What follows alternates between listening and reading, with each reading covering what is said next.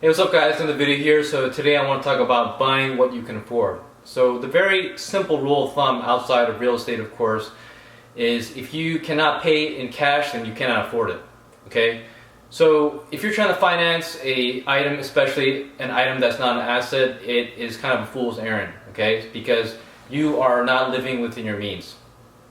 So if you have your budget in place and you're going beyond that budget by purchasing an item with a credit card or with credit, then you are not following the plan of trying to live an intentional life and trying to retire early.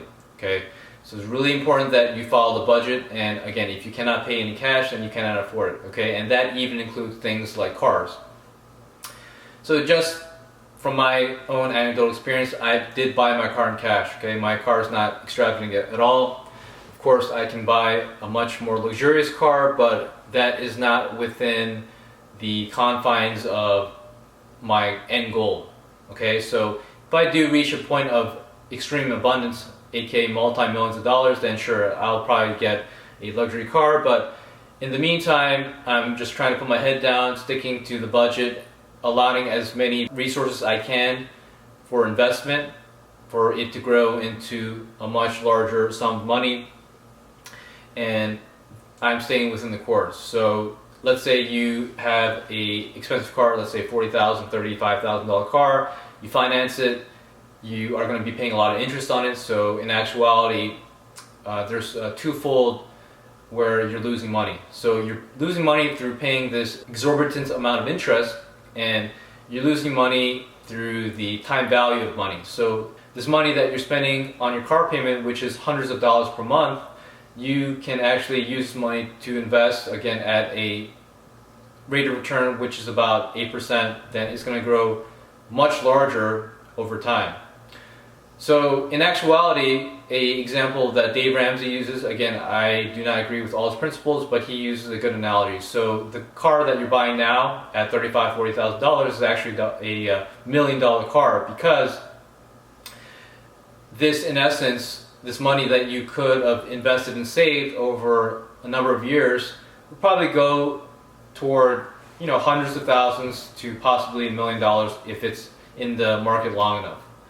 So buying what you can afford is crucial, okay? And you want to minimize your expenses as far as the car goes, okay? And I understand that cars are a necessity, especially if you live in the suburbs or a non-city area, but you want to pick a car that is both reliable and is also cost effective. So if you go with a smaller sedan, a Japanese build, most likely it'll last you a long time, okay? And do not ever buy a car new, because the moment you drive a new car, it's going to depreciate in value, and it is a myth that, oh, new cars don't have problems, or if you buy used, the car is going to have problems. But if you have your car certified, either by the dealer or through some independent mechanic, that all the parts are running well and that the car wasn't abused in the lifetime where it was new, then you will not have an issue. But it is crucially important that you get regular maintenance on the car and make sure that it's in proper running order, because if you tend to delay the problems in the car, then it's going to develop into a much larger problem where it may cost you a significant sum of money to repair it. It's really important that you keep your car under maintenance. Again, you buy it used, you have it certified by a third party that it is functional and it will be functional for a good amount of time. Again, ideally for years. You don't have problems with the transmission or anything. But again, it is important that you buy what you can afford as far as the car goes. Again, I understand it does have utility of getting you around to your job or elsewhere, but you want to minimize that expense to the degree where the car is reliable and it won't cost you a huge sum of money. So if you are financing a car, you're not buying an asset, remember, like I covered in the first video, you're not buying an asset, you're buying liability. So you're going to be paying car maintenance, gas, insurance, and so forth on it. So buying what you can afford applies to large ticket items such as the car, and again, like I mentioned, the phone and whatnot. Okay, and also even buying food. So you don't want to be purchasing really expensive proteins. Again, that usually is a large part of someone's budget, especially if you're an omnivore, carnivore. You are probably going to be spending the most amount of your budget on the protein. Okay, so if you buy a ground beef as opposed to a steak, it's going to be much cheaper. Okay, and some people may argue, hey, I like steak better, or the nutritional value of steak's better, or they put offcuts into the ground beef or whatnot. But again, it's a cost-benefit analysis. Okay, so the steak is many times more expensive than the ground beef, and the fat protein ratio, it may be similar. So you have to make your decision on that. So buying what you can afford also extend to small items such as weekly grocery bill. Again, you can elect to buy chicken thighs or chicken tenderloins versus the breast. You may have more fat content in the other piece of chicken, but again, it's not going to kill you, and the breast is much more expensive. And if you want to have extreme cost-cutting measures, then you can buy the whole chicken, again, which per pound is much cheaper than buying just the breast. You can break it down and save money that way. And saving those dollars every week for years is going to save you a considerable amount of money. Okay, again, money that you can be placing into assets, and it can appreciate over time according to the market.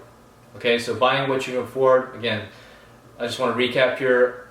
You want to buy things that you can buy in cash. Okay, you can buy outright in cash, otherwise you can't afford it. Okay, so that's why many people take the route of not having a credit card instead of using only cash and debit cards, so they don't overspend their budget or they don't overextend themselves and buy things on credit. Okay, so for me personally, I think that's a bit extreme. If you have a good mindset and you purchase things with a credit card, it can be a valuable tool, number one, to build credit. Okay, so you can get good rates on big ticket items such as a home mortgage, and you can get cash back on that amount. So if you're very disciplined with your spending and you act as if the credit card is cash or is a debit card, then it shouldn't be an issue. So it's actually a valuable tool. Number one, you're going to get money back, and number two, you're going to build your credit. Okay, so if you are very disciplined from that aspect, then I definitely espouse using a credit card. But again, not everyone has that self-control to do that. Okay, so if you act as if the credit card is quote-unquote cash, then you'll be fine, and you'll be, number one, building credit, and you're going to be getting cash back in the meantime. Okay, but again, just to recap, once again, you want to buy things that you can buy in cash, and you will only be going beyond that rule if you are getting a mortgage, obviously, which is a quote-unquote asset. Like I mentioned in the previous video, the home may not necessarily be an asset if it's not appreciating greatly in value or if it's producing rental income for you. Okay, so do not buy what you can't afford to buy in cash, and stay the course with your budget, your investing, and you'll turn out fine in the end, as long as everything is level and you are continually producing income. So that's it, guys, and stay tuned for the next video.